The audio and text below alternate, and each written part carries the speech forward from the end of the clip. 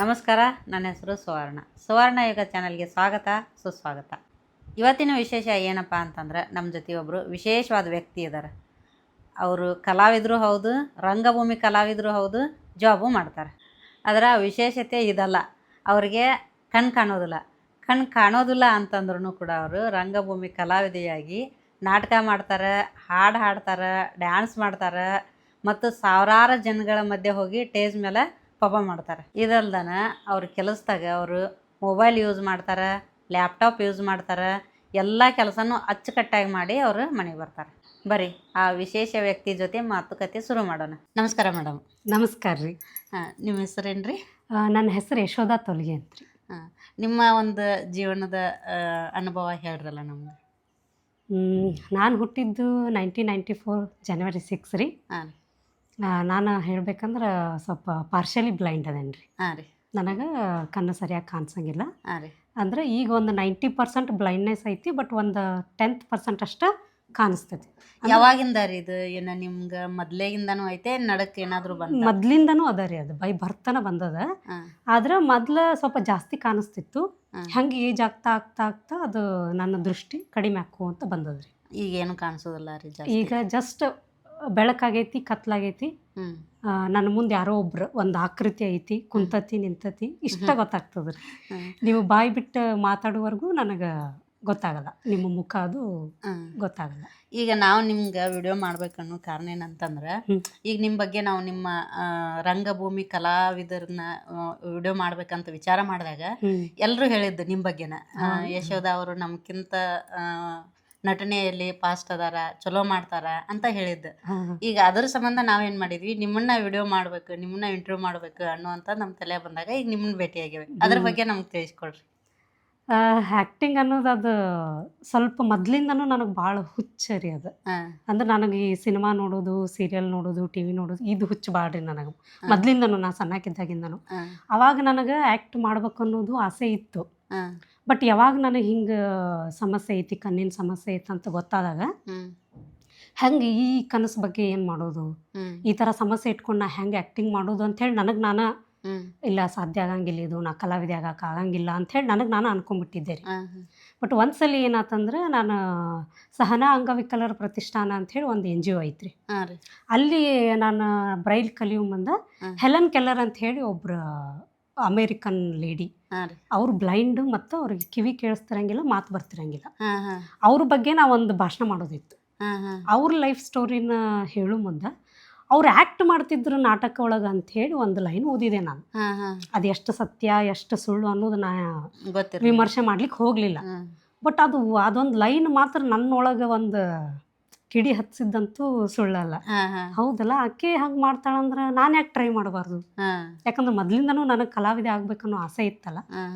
ಹಾಗಾಗಿ ನೋಡುನು, ಒಂದು ಪ್ರಯತ್ನ ಮಾಡೋಲೆ, ಯಾಕೆ ನನಗೆ ನಾನು ಅನ್ಕೋಬೇಕಂತ ಹೇಳಿ ಆ ಕಡೆ ಈ ಕಡೆ ಏನಾರ ಸಿಗ್ತಾವೇನು ಅಂಥೇಳಿ ನೋಡುವಾಗ ನನಗೆ 2021 ನವೆಂಬರ್ 2ನೇ ತಾರೀಕು ರಂಗಾಯಣದ ಲಿಂಕ್ ಸಿಕ್ತು ರೀ ನನಗೆ ಧಾರವಾಡದೊಳಗೆ. ಅದು ನನ್ನ ಫ್ರೆಂಡ್ ಪ್ರಿಯಾಂಕಾ ಅನ್ನೋ ಫ್ರೆಂಡ್ ಮೂಲಕ ಸಿಕ್ತು.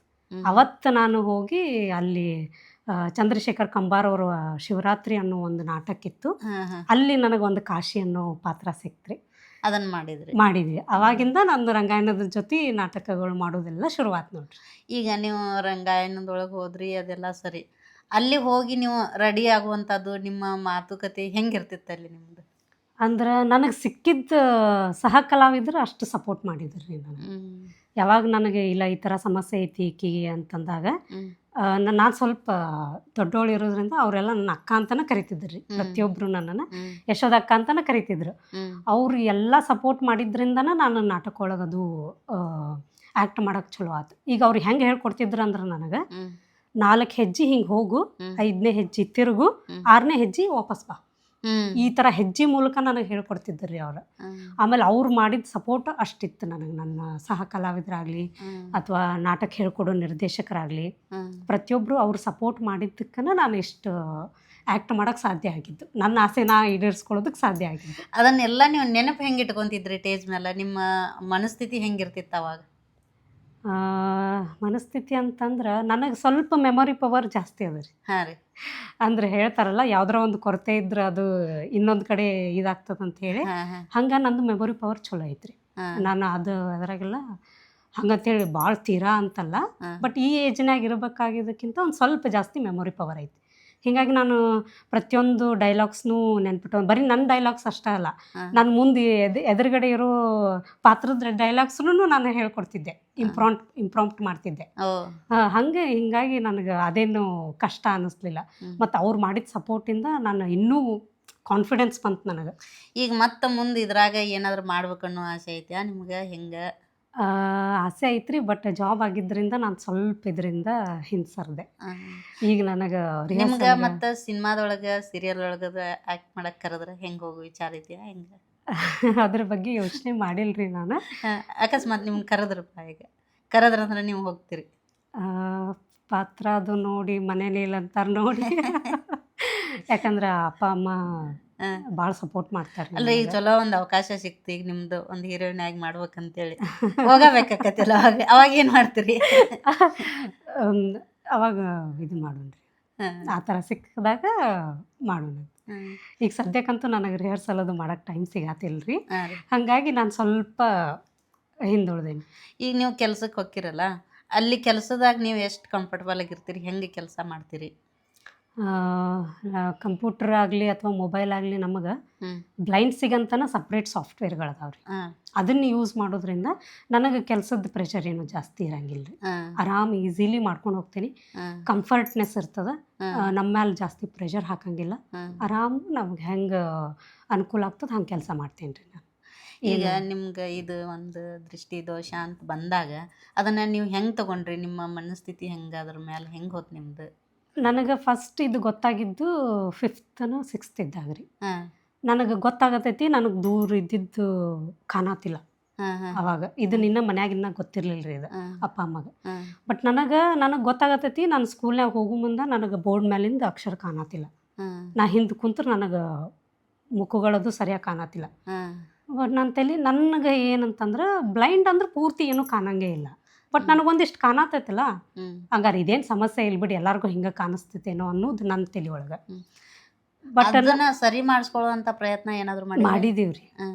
ನಾನು ಪುಸ್ತಕನ ಭಾಳ ಹತ್ತಿರ ಹಿಡಿದು ಓದ್ತಿದ್ದೆ. ಅದನ್ನು ನಮ್ಮ ಮನೆಯೊಳಗೆ ಗಮನಿಸಿ, ಇಲ್ಲ ಆಕೆ ಯಾಕೋ ಭಾಳ ಹತ್ತಿರ ಇಟ್ಕೊಂಡು ಓದ್ತಾಳೆ, ಏನರ ಸಮಸ್ಯೆ ಐತನ ಅಂತ ಡಾಕ್ಟ್ರ್ ಕಡೆ ತೋರಿಸ್ದಾಗ, ಇಲ್ಲ ಆಕೆಗೆ RP ಪ್ರಾಬ್ಲಮ್ ಅದ, ಆಕೆ ದೃಷ್ಟಿ ಏಜ್ ಆಗ್ತಾ ಆಗ್ತಾ ಕಡಿಮೆ ಆಕ್ಕೊಂತ ಹೋಗ್ತದೆ ಅಂತ ಹೇಳಿದ್ರಿ. ನಾವು 2-3 ಡಾಕ್ಟ್ರ್ ಕಡೆ, ಫೇಮಸ್ ಡಾಕ್ಟ್ರ್ ಕಡೆ ಎಲ್ಲ ತೋರಿಸಿದ್ವಿ. ಬಟ್ ಅದು ನೀವು ಎಲ್ಲಿ ಹೋದ್ರೂ ಇದು ಆನ್ಸರ್ ಸಿಗ್ತದೆ, ಆಕೆಗೇನು ಆಪ್ರೇಷನ್ ಮಾಡೋಕ್ಕೆ ಬರೋಂಗಿಲ್ಲ, ಟ್ರೀಟ್ಮೆಂಟ್ ಏನೂ ಇಲ್ಲ, ಅದು ಹಂಗೆ ಇರ್ತದೆ ಅಂತ ಹೇಳಿದ್ರು ಅವರು. ಹೀಗಾಗಿ ಮತ್ತು ನನಗೆ ಸ್ಟಾರ್ಟಿಂಗ್ ಸ್ವಲ್ಪ ಅದು ಮಾನಸಿಕ ತೊಗೊಂಡ್ಬಿಟ್ಟಿದ್ದೆ ನಾನು, ಹೆಂಗೆ ಇದು ಹೆಂಗೆ ಮುಂದೆ ಜೀವನ ಹೆಂಗೆ ನಂದು ಅಂಥೇಳಿ. ಒಂದು 3-4 ವರ್ಷ ಬರೀ ಇದು ಚಿಂತೆ ಒಳಗೆ ಕಳೆದೇನು ರೀ ನಾನು. ಬಟ್ ಅದಾದ್ಮೇಲೆ ಗೊತ್ತಾಯ್ತು ಹಿಂಗೆ ಮಾಡ್ಕೊಂಡು ಕುಂತ್ರೆ ಜೀವನ ಹೋಗೋದಿಲ್ಲ ಅಂದ ಮುಂದೆ. ಯಾಕಂದ್ರೆ ನನ್ನನ್ನು ಭಾಳ ಪ್ರೀತಿಸೋ ಫ್ಯಾಮ್ಲಿ ಐತೆ ನನಗೆ. ನನ್ನ ಸಂಬಂಧ ಅಲ್ಲದೆ ಇದ್ದರೂ ನನ್ನ ಫ್ಯಾಮ್ಲಿಗೋಸ್ಕರ ನನ್ನನ್ನು ನಾನು ಚೇಂಜ್ ಮಾಡ್ಕೋಬೇಕಂತೇಳಿ. ಯಾಕಂದ್ರೆ ಈಗ ನಾ ಏನರ ಹತ್ಕೊಂತ ಕುಂತ್ನಂದ್ರೆ ನನ್ನ ಸಂಬಂಧ ಅವ್ರು ಬೇಜಾರು ಮಾಡ್ಕೋತಾರೆ. ನಂಗೆ ಅದು ಇಷ್ಟ ಇರಲಿಲ್ಲ. ನಾ ಖುಷಿಯಾಗಿತ್ತು, ಅವ್ರನ್ನೂ ಖುಷಿಯಾಗಿ ನೋಡ್ಕೊಳ್ಳೋಣ ಅನ್ನೋದಂತ ನನ್ನ ತಲೆಯಾಗ ಬಂದಿತ್ತು. ಗಟ್ಟಿ ಆಗಿಬಿಟ್ಟು ಗಟ್ಟಿಯಾಗಿಬಿಟ್ಟೆ ನಾನು, ಫೇಸ್ ಮಾಡಬೇಕಾಗಿದೆ ಅಂತೇಳಿ, ಇಲ್ಲಾಂದ್ರೆ ಜೀವನ ಮುಂದೆ ಹೋಗೋದಿಲ್ಲ ಅಂದಂತೇಳಿ. ಅವಾಗಿಂದ ನನ್ನ ಕೈಲಿ ಏನು ಸಾಧ್ಯ, ಸರಿ ನನಗೆ ಕಾಣಿಸಂಗಿಲ್ಲ ಬಿಟ್ಬಿಡ್ರಿ ಅದನ್ನು. ನನಗೆ ಕಿವಿ ಚಲೋ ಕೇಳ್ತೈತಿ, ನಾ ಚಂದ ಮಾತಾಡ್ತೇನೆ, ಹೆಲ್ತ್ ಚಲೋ ಐತಿ, ಕೈಕಾಲು ಗಟ್ಟದಾವು, ಇದನ್ನ ಇಟ್ಕೊಂಡು ನನ್ನ ಜೀವನ ನಾ ಹೆಂಗೆ ಕಟ್ಕೊಳ್ಳಿ? ಬರೀ ಇದ ನನ್ನ ತಲೆ ಒಳಗೆ. ನನ್ನ ಕೈಯಲ್ಲಿ ಏನು ಸಾಧ್ಯ ನಾನು ಅದನ್ನೆಲ್ಲ ಮಾಡಕ್ಕೆ ಟ್ರೈ ಮಾಡ್ತೇನೆ. ನಾ ಹಾಡು ಹಾಡ್ತೀನಿ, ನಾ ಡ್ಯಾನ್ಸ್ ಮಾಡ್ತೇನೆ, ಆ್ಯಕ್ಟ್ ಮಾಡ್ತೀನಿ. ನೀವು ನಂಬೋದಿಲ್ಲ, ನಾನು ನಮ್ಮ ಮಮ್ಮಿನ ಮುಂದೆ ಇರಿಸ್ಕೊಂಡು ಅಡುಗೆ ಮಾಡ್ತೇನೆ. ನಾನು ತರಕಾರಿ ಹಚ್ತೇನೆ, ಕಣ್ಣು ಮುಚ್ಕೊಂಡು ಹಚ್ತೇನೆ ರೀ ತರಕಾರಿನ. ಇದು ಬರಂಗಿಲ್ಲ ಅಂತ ಅನ್ಬಾರ್ದು ನನಗೆ. ಈ ಥರ ಪ್ರಾಬ್ಲಮ್ ಐತಿ ಅಂಥೇಳಿ ಬರಂಗಿಲ್ಲ ಅನ್ಬಾರ್ದು. ನನ್ನ ಕೈಲಿ ಏನೇನು ಮಾಡೋಕ್ಕಾಕತಿ ನಾ ಎಲ್ಲ ಮಾಡ್ತೀನಿ. ಇದು ನನ್ನ ಅವಾಗಿಂದನ ನನ್ನ ಮನಸ್ಥಿತಿ ಚೇಂಜ್ ಆಕ್ಕೊಂತನ ಬಂತು ರೀ ಅದು. ಈಗ ಇದೆಲ್ಲ ಮತ್ತು ಮುಂದೆ ಏನಾದರೂ ಮಾಡ್ಬೇಕನ್ನೋ ವಿಚಾರ ಐತೇನ್ರಿ? ಅಂದ್ರೆ ಬೇರೆ ಅದು ಏನಾದರೂ? ಅದು ಸ್ವಲ್ಪ ಅದರ್ ಆ್ಯಕ್ಟಿವಿಟೀಸ್ ಮಾಡಬೇಕು ಅನ್ನೋದು ಅದ ರೀ ನನ್ನ ತಲೆ ಒಳಗೆ. ನನಗೆ ಈ ಸೆಮಿನಾರ್ಗಳು ಮಾಡೋದು, ಭಾಷಣಗಳು ಮಾಡೋದು ಭಾಳ ಇಷ್ಟ ರೀ. ಕಾಲೇಜ್ ಅದು ಮಾಡ್ತೇನೆ ರೀ.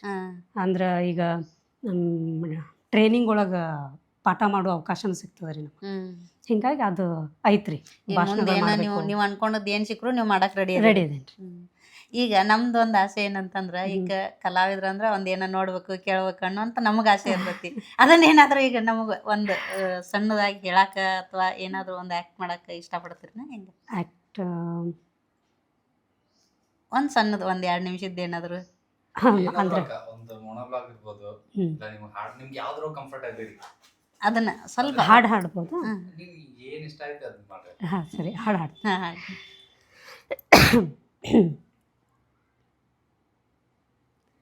ಮೋಡದ ಮೇಲೆ ಚಿನ್ನದ ನೀರು ಚೆಲ್ಲುತ್ತ ಸಾಗಿದೆ ಹೊನ್ನಿನ ತೇರು. ಮೋಡದ ಮೇಲೆ ಚಿನ್ನದ ನೀರು ಚೆಲ್ಲುತ್ತ ಸಾಗಿದೆ ಹೊನ್ನಿನ ತೇರು. ಮಾಣಿಕ್ಯದಾರತಿ ಉಷೆ ತಂದಿಹಳು ತಾಮಸವೇಕಿನ್ನು ಸ್ವಾಮಿ. ತೆರೆಯೋ ಬಾಗಿಲನು ರಾಮ ಪೂಜಿಸಲೆಂದೇ ಹೂಗಳ ತಂದೆ. ದರುಶನ ಕೋರಿ ನಾನಿಂದೆ ತೆರೆಯೋ ಬಾಗಿಲನು ರಾಮ. ಏ, ಥ್ಯಾಂಕ್ ಯು ಥ್ಯಾಂಕ್ ಯು ಭಾಳ ಚಲೋ ಆಗಿತ್ತು ನಿಮಗೆ. Thank you. ಇದೊಂದು ರೂಢಿ ಅದ ರೀ ಹಾಡೋದು. ಭಾಳ ಬೆಸ್ಟ್ ರೀ ಅದ. ಬೇಜಾರಾದಾಗ್ನು ಆಡ್ಬೋದು ನೀವು. ಏನ್ ನಿಮ್ಗೆ ಹೆಂಗ್ ಸಮಾಧಾನ ಆಕೈತೆ ಹಂಗಿರ್ಬೋದು. ನಿಜ ರೀ ನಿಜ. ನಾ ಕೆಲಸ ಮಾಡ್ಕೊಂತ ಹಾಡ್ಕೊಂತಾನೆ ಕೆಲಸ ಮಾಡ್ತಿರ್ತೇನೆ. ಟೈಮ್ ಹೋಗಿದ್ದಾಗ ಗೊತ್ತಾಗಲ್ಲ ಗೊತ್ತಾಗಲ್ಲ. ರೀ. ಹೌದ್ರಿ ಮೇಡಮ್, ನಿಮ್ದೊಂದು ನಾಟಕದ ಏನಾದ್ರು ಒಂದು ಸನ್ನಿವೇಶ ಒಂದು ತುಣುಕ್ ಏನಾದ್ರು ನಮ್ಗೆ ಹೇಳ್ಕೊಡ್ರಿ. ಬಾಗ್ಲಾ ತೆಗಿರಪ್ಪ ಬಾಗ್ಲಾ ಅಂಥೇಳಿ GH ರಾಘವೇಂದ್ರ ಅವರು ಬರೆದಿದ್ದಂಥದ್ದು. ಹಾ. ಅದರೊಳಗೆ ನಾನು ಹೀರೋಯಿನ್ ಕ್ಯಾರೆಕ್ಟರ್ ಮಾಡಿದ್ದೆ, ಚಂದ್ರವತಿ ಅಂಥೇಳಿ. ಹಾ. ಭಾಳ ಒಳ್ಳೆ ಕ್ಯಾರೆಕ್ಟರ್. ಅದ್ರದ್ದೊಂದು ಮಾಡ್ತೀನಿ. ಹಾ.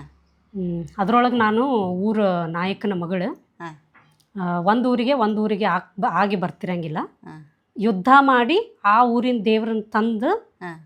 ಯಾರು ತಂದು ಕೊಡ್ತಾರ ಅವ್ರ ಜೊತೆ ನನ್ನ ಮದ್ವೆ ಮಾಡ್ತೈತೆ ಅಂಥೇಳಿ ನಮ್ಮ ನಾಯಕರು ಹೊರಡಿಸಿರ್ತಾರೆ. ಹಾ. ಹಾ. ಹಾಗಾಗಿ ನನ್ನನ್ನು ಮದ್ವೆ ಮಾಡ್ಕೋಬೇಕು ಅನ್ನೋ ಸಂಬಂಧ ನಮ್ಮ ಮಾವ ಹಾ. ಯುದ್ಧಕ್ಕೆ ಹೋಗ್ತಾರೆ. ಹಾ. ಹಾ. ಮದುವೆ ಫಿಕ್ಸ್ ಆಗಿರ್ತೈತಿ, ಯುದ್ಧಕ್ಕೆ ಹೋಗ್ತಾರೆ ರೀ ಅವ್ರು. ಹಾ. ಆ ಸನ್ನಿವೇಶವನ್ನು ನಾನು ಮಾಡಿ ತೋರಿಸ್ರಿ.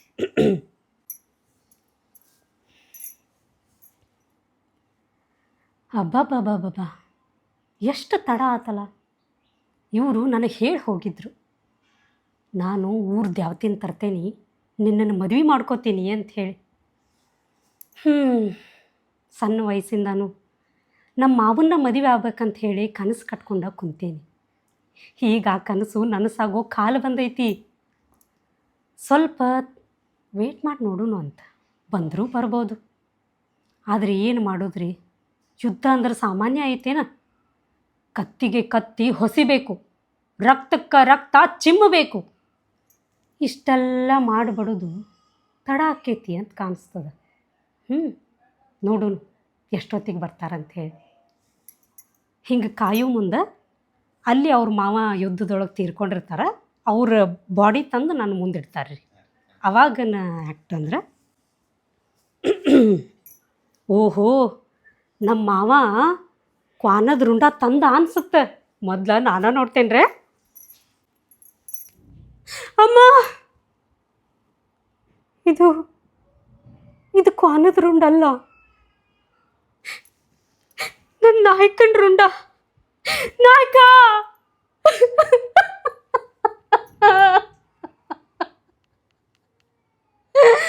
ನನ್ನ ಬಿಟ್ಟು ಹೋಗ್ಬಿಟ್ಟ.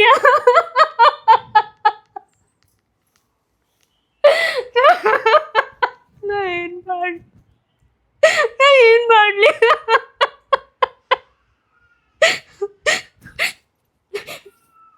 ನಾಯಕ, ನೀ ಏನಂದಿ? ಹಾಂ, ನಾ ಯುದ್ಧ ಗೆದ್ದು ಬರ್ತೀನಿ, ನಿನ್ನ ಮದುವೆ ಮಾಡ್ಕೋತೀನಿ ಅಂತ ನೀ ಹೇಳಿದ್ದಿ, ಹೌದಿಲ್ಲ? ಏಕಾಏಕಿ ನೀ ಈಗ ಹೋದ್ರೆ ನಾ ಏನು ಮಾಡಲಿ? ಒಂದ್ಸಲಿ ನನ್ನ ನೋಡು ನಾಯಕ.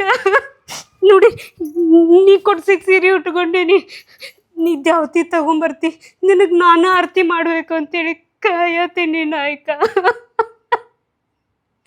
ಒಂದ್ಸತಿ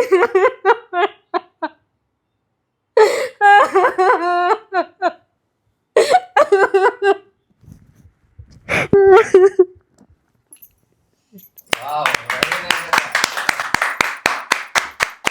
ಅದ ಏನಾಗ ಆತ್ರಿ. ನಿಜವಾಗ್ಲೂ ಹತ್ರ ಅವ್ರ ಪಾಪ. ನೀರು ಕೊಡೋ ದಿವಸ ಅದು ಹಂಗೆ ಆಕ್ಟರ್ಗೆ ಅವ್ರು ಅಳವಡಿಸ್ಕೊಂಡ್ರೆ ಅಂದ್ರೆ ಮುಗೀತದ. ಮೈ ಜೋತ್ ನನಗೆ ಅದು ಬ್ಯಾಡ ಅಂದ್ರೂ ಬಂದ್ಬಿಡ್ತದ್ರಿ ಪಕ್ಕ ನೀರು. ಭಾಳ ರೀ.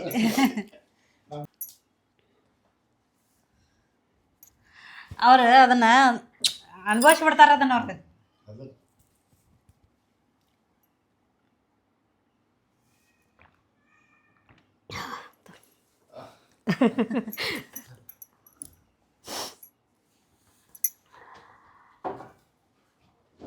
ಒಂದ್ 2 ನಿಮಿಷ ಬಂದ್ ಮಾಡಿಸೋದು ಅಷ್ಟೊಳಗೆ. ಹಾ.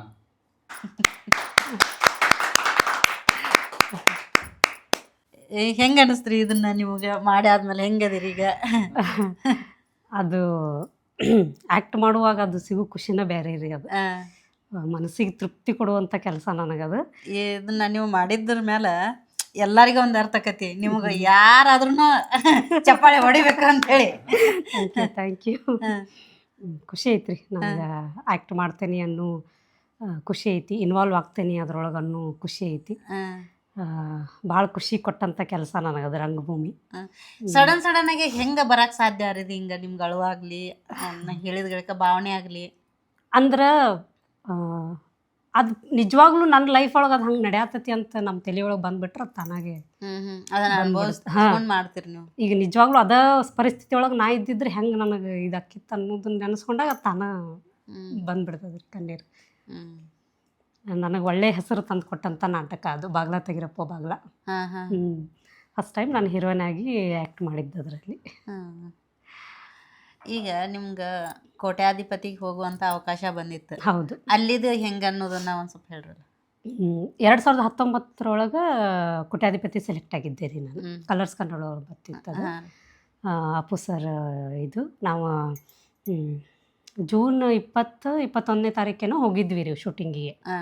ಅಲ್ಲಿ ಹೋಗಿ ಅಲ್ಲಿ ಒಂದಷ್ಟು ಅವರು ಹೇಳಿಕೊಟ್ಟು ಆಮೇಲೆ ಹಾಟ್ ಸಿಟಿಗೆ 6 ಜನ ಸೆಲೆಕ್ಟ್ ಆಗಿದ್ವಿ ನಾವು. ಫಾಸ್ಟೆಡ್ ಫಿಂಗರ್ ಫಾಸ್ಟ್ ಇರ್ತದಲ್ರಿ, ಅಲ್ಲಿ ನನಗೆ ಬೇಗ ಆನ್ಸರ್ ಕೊಡ್ಲಿಕ್ಕೆ ಆಗಲಿಲ್ಲ. ಅಂದ್ರೆ ನಾನು ಸ್ವಲ್ಪ ಅದನ್ನೆಲ್ಲ ದಿಟ್ಟಿಶ್ ನೋಡಿ ಸ್ವಲ್ಪ ಹತ್ರ ಹೋಗಿ ನೋಡಿ ಒತ್ತು ಅಷ್ಟೊತ್ತಿಗೆ ನನಗೆ ಸ್ವಲ್ಪ ಟೈಮ್ ತೊಗೋತಿತ್ತು. ಹೀಗಾಗಿ ನಾನು 2-3 ಸೆಕೆಂಡ್ ಒಳಗೆ 2 ಸಲ ನಂದು ಹಾಟ್ ಸೀಟ್ ಮಿಸ್ ಆಯ್ತು. ಬಟ್ ಅಪ್ಪು ಸರ್ನ ನೋಡಿದ್ದು, ಅವ್ರ ಜೊತೆ ಮಾತಾಡಿದ್ದು ಅದನ್ನಂತೂ ಯಾವತ್ತೂ ಮರೆಯಂಗಿಲ್ಲ. ಹೆಂಗಿತ್ತು ಆ ಮೂಮೆಂಟ್? ಹೆಂಗಿತ್ತು ಸರ್ನ ಮಾತಾಡ್ಸಿದ್ದು? ಅದು ಹೆಂಗಂದ್ರೆ ನನ್ನ ಝೋನ್ ಔಟ್ ಅಂತಾರಲ್ರಿ, ಒಂಥರ ಟ್ರಾನ್ಸ್ ಒಳಗೆ ಇದ್ದಂಗೆ. ನಿಜ ನನ್ನ ಅಪ್ಪು ಸರ್ನ ಅವ್ರು ಹ್ಯಾಂಡ್ ಶೇಕ್ ಮಾಡ್ಲಿ ಅಂತಾರ, ನನಗೆ ಹಾರ್ಟ್ ಬಿಟ್ ನನಗೆ ಕೇಳ್ಸಾತಿತ್ತು. ಅಷ್ಟು ಜೋರು ಎಕ್ಸೈಟ್ ಆಗಿಬಿಟ್ಟಿದ್ದೆ ನಾನು. ಏನು ಮಾತಾಡತ್ತ ನನಗೆ ಅರ್ಥ ಆಗತ್ತಿರ್ಲಿಲ್ಲ. ಏನೆಲ್ಲ ಮಾತಾಡ್ಸಿದ್ರ ಅಪ್ಪು ಸರ್ ನಿಮ್ಗೆ? ಬಂದರು, ಆರಾಮದಿರಿ ಅಂತ ಕೇಳಿದ್ರು. ನಾನು ಅವ್ರು ಒಂದು ಡೈಲಾಗ್ ಹೇಳಿದ್ನಿ, ಅಮೆ ತುಮಾಕಿ ಬಾಲು ಭಾಷಿ ಅಂತ ಹೇಳಿ ಅವ್ರದ್ದು ನಟ ಸಾರ್ವಭೌಮ ಡೈಲಾಗ್ ಐತಲ್ರಿ, ಅದನ್ನ ಅವ್ರಿಗೆ ಹೇಳಿದೆ ರೀ ನಾನು. ಅವರು ಹೌದ್ರಿ ನಾನು ನಿಮ್ಮನ್ನು ಅಷ್ಟ ಇಷ್ಟಪಡ್ತೀನಿ ಅಂತ ವಾಪಸ್ ಹೇಳಿದ್ರಿ. ಆಮೇಲೆ ಅವ್ರ ಜೊತೆ ಒಂದು ಡ್ಯಾನ್ಸ್ ಮಾಡ್ಬೇಕಂತಿತ್ತು, ಡ್ಯಾನ್ಸ್ ಮಾಡಿದೆ. ಮತ್ತು ಅವ್ರು ಹೋಗು ಮುಂದೆ ಕೂರಿಸ್ತಾರಲ್ರಿ ನಮ್ಮ ಚೇರ್ ಒಳಗೆ, ನಾ ಹೊಕ್ಕೇನಂದ್ರು ಅವ್ರು ಬಿಡ್ಲಿಲ್ರಿ ನನ್ನ ಅಪ್ಪು ಸರ್. ನಾನು ತಾವ ಕರ್ಕೊಂಡು ಬಂದು ಇಲ್ಲ ನಿಮಗೆ ಗೊತ್ತಾಗಲ್ಲ ಅಂತೇಳಿ ಬಂದು ನನ್ನನ್ನು ಸೀಟ್ ಮೇಲೆ ಕೂರಿಸಿ ಐ ಕಂಫರ್ಟೇಬಲ್ ಅಂತ ಕೇಳ್ಬಿಟ್ಟು ಆಮೇಲೆ ಅವ್ರು ಮತ್ತೆ ಮುಂದೆ ಹೋದ್ರು. ಭಾಳ ಒಳ್ಳೆ ಪರ್ಸನ್. ಅವ್ರು ನೋಡಿದ್ದು ಭಾಗ್ಯ ಸಿಕ್ತಲ್ಲ ನಮ್ಮ ಜೀವನದೊಳಗೆ ಅನ್ನೋದು ಖುಷಿ ನಮಗೆ. ಆ ಸೌಭಾಗ್ಯ ಸಿಕ್ಕಿದ್ದು ನೋಡ್ರಿ. ನೀವು ಅವ್ರನ್ನೆಲ್ಲ ಮೀಟ್ ಮಾಡಿ ಬಂದಿರಿ ಅಂತ ಪುಣ್ಯವಂತರ ನೀವು. ನಿಜ ಬಿಡ್ರಿ, ಭಾಳ ಸೌಭಾಗ್ಯ ರೀ ಅವ್ರು ನೋಡಕ್ಕೆ, ಲೈವ್ ನೋಡಕ್ಕೆ ಸಿಕ್ಕಿದ್ದು. ಎಷ್ಟೋ ಜನಕ್ಕೆ ಅವ್ರ ದೂರಿಂದ ನೋಡಕ್ಕೆ ಸಿಗಂಗಿಲ್ಲ, ನೀವು ಅಷ್ಟು ಹತ್ರ ಹೋಗಿ ನೋಡಿ ಬಂದಿರಲ್ಲ. ಗ್ರೇಟ್. ಖುಷಿ ರೀ ಒಟ್ಟು ಅವ್ರ ಜೊತೆ ಮಾತಾಡಿದ್ದು, ಅವ್ರ ಜೊತೆ ಫೋಟೋ ತೆಗೆಸ್ಕೊಂಡಿದ್ದು ಅವದಾವೇನ್ರಿ? ಅದಾವ್ರಿ. ಮೆಮೊರೇಬಲ್ ಮೂಮೆಂಟ್ಸ್ ರೀ ಅವೆಲ್ಲ ಲೈಫ್ ಒಳಗೆ ಮರೆಯಂಗಿಲ್ಲ. ಆ ಮೂಮೆಂಟ್ಸ್ನ ಲೈಫ್ ಲಾಂಗ್ ಆ ಥರ ಅದಾವ್ರಿ. ಅದಲ್ದ ಮತ್ತೆ ಯಾವುದಾದ್ರೂ ಒಂದು ಅಂದ್ರೆ ಈ ಕಾಮಿಡಿ ಕಿಲಾಡಿ ಆಗಲಿ ಇದು ಡ್ಯಾನ್ಸಿಂದಾಗಲಿ ಏನಾರು ನಿಮ್ಗೆ ಆಫರ್ ಬಂದಿದ್ವಾ? ನಾನು comedy Kiladi auditions ಕೊಟ್ಟೇನ್ರಿ, but select ಆಗಿಲ್ಲ. ಆಗಿಲ್ಲ. ನಾನು ಮೊದಲಿಂದನೂ ಇತ್ತದು, ಯಾವುದಾದ್ರೂ ಟಿ ವಿ ಶೋಸ್ ಮಾಡ್ಬೇಕು, ರಿಯಾಲಿಟಿ ಶೋಸ್ ಮಾಡ್ಬೇಕಂತ ಹೇಳಿ 2-3 ಸಲ ಕೊಟ್ಟೆ, ಬಟ್ ಅದಾಗಲಿಲ್ಲ. ಬಟ್ ಅಷ್ಟರೊಳಗೆ ಜಾಬ್ ಆಗಿದ್ದರಿಂದ ನನಗೆ ಜಾಸ್ತಿ ಆ ಕಡೆ ಕಾನ್ಸಂಟ್ರೇಟ್ ಮಾಡೋಕ್ಕಾಗಲಿಲ್ಲ. ಇನ್ನು ಮತ್ತು ಮುಂದೆ ಏನಾದರೂ ಈಗ ಮತ್ತೆ ಮುಂದೆ ಏನಾರು ಅವ್ರು ಹೊಸದು ಏನಾರು ಕಾರ್ಯಕ್ರಮ ಮಾಡಾಕತ್ತೀರ, ನಿಮ್ಗೆ ಕರೆ ಬಂದ್ರೆ ನೀವು ಹೋಗಕ್ಕೆ ರೆಡಿ ಇದೀರಿ? ರೆಡಿ ಇದ್ದೀನಿ. ಆದಷ್ಟು ದೊಡ್ಡ ಬರಲಿ ಅದು ನಿಮ್ಗೆ, ಒಟ್ಟು ನಿಮ್ಮನ್ನ ನೋಡ್ಬೇಕು ಎಲ್ಲರೂ. ಈಗ ನೀವು ಎಷ್ಟು ನಾಟಕ ಮಾಡೀರಿ, ಎಷ್ಟೆಷ್ಟು ನೀವು ಬೇರೆ ಬೇರೆ ಜಾಗಗಳಿಗೆ ಹೋಗಿರಿ, ಏನು ನಿಮ್ಮದು ಸ್ಟೇಜ್ ಮ್ಯಾಗಿನ ಪರ್ಫಾರ್ಮೆನ್ಸ್ ಏನು ಅದನ್ನೆಲ್ಲ ಹೇಳ್ರಿ. ಫಸ್ಟ್ ನಾನು ಮಾಡಿದ್ದು ಚಂದ್ರಶೇಖರ್ ಕಂಬಾರ್ ಅವ್ರದ್ದು ಶಿವರಾತ್ರಿ ನಾಟಕ. ಅದರಲ್ಲಿ ಒಂದು 60 ವಯಸ್ಸಿನ ಅಜ್ಜಿ ಕ್ಯಾರೆಕ್ಟರ್ ಫಸ್ಟ್ ನಾನು ಮಾಡಿದ್ದು. ಅದಾದ್ಮೇಲೆ ಒಂದು 2-3 ಅಜ್ಜಿ ಕ್ಯಾರೆಕ್ಟರ್ ಬಂದವು ರೀ ನನಗೆ. ಅದಾದಮೇಲೆ ಇಲ್ಲಿ ಕ್ಯಾರ್ಕೊಪ್ಪದ ಕಡೆನೂ ಒಂದಿಷ್ಟು ಶೋಸ್ ಮಾಡಿದ್ವಿ. ಅದಾದ್ಮೇಲೆ ನನಗೆ ಬಾಗ್ಲ ತೆಗಿರಪ್ಪ ಬಾಗ್ಲ ಸಿಕ್ತು ಅವಕಾಶ. ಅಲ್ಲಿ ಅದನ್ನು ಒಂದು 3-4 ಶೋಸ್ ಮಾಡಿದ್ವಿ, ಇಳ್ಕಲ್ಲೊಳಗೆ, ಹುಬ್ಳಿ ಒಳಗೆ, ಮತ್ತು ಧಾರವಾಡದೊಳಗನ ಒಂದು 2-3 ಸಲ ಮಾಡಿದ್ವಿ. ಆಮೇಲೆ ಒಂದು ಶಾರ್ಟ್ ಮೂವಿನೂ ಮಾಡಿದೆ ನಾನು ಮಧ್ಯ. ಅದರಲ್ಲೂ ಒಂದು ಬ್ಲೈಂಡ್ ಹುಡುಗಿ ಕ್ಯಾರೆಕ್ಟರ್ ಮಾಡಿದಿರಿ. ಅದು ಡೆಂಗ್ಯೂ ಜ್ವರ ಕುರಿತಾದಂಥ ಒಂದು ಶಾರ್ಟ್ ಮೂವಿ, ಅದರಲ್ಲಿ ನಾನು ಆ್ಯಕ್ಟ್ ಮಾಡಿದೆ. ಅದಾದಮೇಲೆ ಇಷ್ಟು ಒಂದು 7-8 ನಾಟಕಗಳು ಆದವು ರೀ ಅದಾದಮೇಲೆ. ಈಗ ಅದರ ಎಲ್ಲ ಅನುಭವ ಹೆಂಗೈತಿ ನಿಮಗೆ? ಈಗ ಅದನ್ನ ನೆನೆಸ್ಕೊಂಡ್ರೆ ಹೆಂಗಿರ್ತೈತಿ? ಅದು ನೆನೆಸ್ಕೊಂಡ್ರೆ ಮನ್ಸಿಗೆ ಖುಷಿ ಆಗ್ಬಿಡ್ತದೆ ರೀ. ಯಾಕಂದ್ರೆ ನಾವು ಭಾಳ ಪ್ರೀತಿಸಿ ಮಾಡುವಂಥ ಕೆಲಸ ಐತಲ್ಲ, ಅದರೊಳಗೆ ಸಿಗುವಂಥ ಖುಷಿ ನಮ್ಗೆ ನಿಜವಾಗ್ಲೂ ಯಾವುದರಲ್ಲೂ ಸಿಗಂಗಿಲ್ಲ.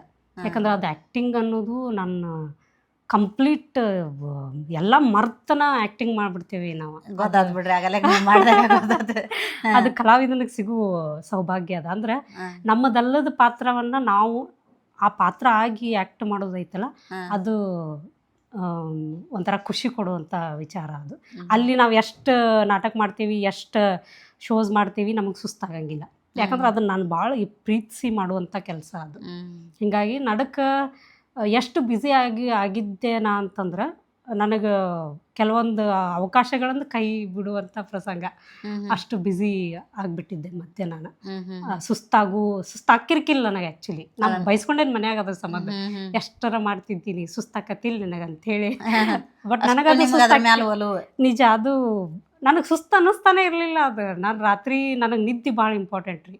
ಬಟ್ ಈ ನಾಟಕ ಸಂಬಂಧ 3 ಗಂಟೆ ಮಟ್ಟ 4 ಗಂಟೆ ಮಟ್ಟ ಎಚ್ಚರ ಇರಬೇಕು ನಾವು. ಯಾಕಂದ್ರೆ ಶೋಸ್ ನಡೆಯೋದು ಆವಾಗ. ಆಮೇಲೆ ಬರೀ ಸ್ಟೇಜ್ ಶೋಸ್ ಅಷ್ಟೇ ಅಲ್ಲ, ನಾ ಬೀದಿ ನಾಟಕಗಳನ್ನು ಮಾಡಿದ್ರಿ. ಈ ಅಳ್ಳಾಮರಕ್ಕೆ ಹೋಗೋದು, ಕ್ಯಾರ್ಕೊಪ್ಪಕ್ಕೆ ಹೋಗೋದು, ಅಲ್ಲಿ ಹೋಗಿ ಅಲ್ಲಿ ಬಸ್ ಸ್ಟ್ಯಾಂಡ್ ಒಳಗೆ ಎಲ್ಲಿ ಜನ ಜಾಸ್ತಿ ಇರ್ತಾರ ಅಲ್ಲಿ ಅವ್ರನ್ನೆಲ್ಲ ಕೂಡಿಸ್ಕೊಂಡು ಜನಜಾಗೃತಿ ಮೂಡಿಸುವಂಥ ಬೀದಿ ನಾಟಕಗಳು, ಇಂಥವನ್ನೂ ನಾನು ಮಾಡಿರಿ. ಇವೆಲ್ಲ ನನ್ನ ಜೀವನದೊಳಗೆ ಅತಿ ಖುಷಿ ಕೊಟ್ಟಂಥ ಕ್ಷಣಗಳವೆಲ್ಲ. ಈಗ ನಿಮ್ಗಾಗಿರುವಂಥದ್ದು ಅನುಭವ ಎಲ್ಲ ಹಂಚ್ಕೊಂಡ್ರಿ. ಈಗ ಮುಂದೆ ಯಾರಾದರೂ ಹೊಸದಾಗಿ ರಂಗಭೂಮಿಗೆ ಬರುವಂಥವ್ರು, ಏನೋ ಒಂದು ಮಾಡ್ಬೇಕನ್ನುವಂಥವ್ರಿಗೆ ಏನು ಹೇಳಕ್ಕೆ ಇಷ್ಟಪಡ್ತೀರಿ ನೀವು? ಈ ರಂಗಭೂಮಿ ಕೊಡುವಂತಹ ಒಂದು ನಟನಾ ಅನುಭವ ಐತಲ್ಲ, ಅದು ನಿಮಗೆ ಎಲ್ಲಿ ಸಿಗೋದಿಲ್ಲ. ನೀವು ಸಿನಿಮಾ ಮಾಡ್ಬೋದು, ಸೀರಿಯಲ್ ಮಾಡ್ಬೋದು, ಅದೊಂದು ರೀತಿ ಬೇರೆ ಅನುಭವಗಳು.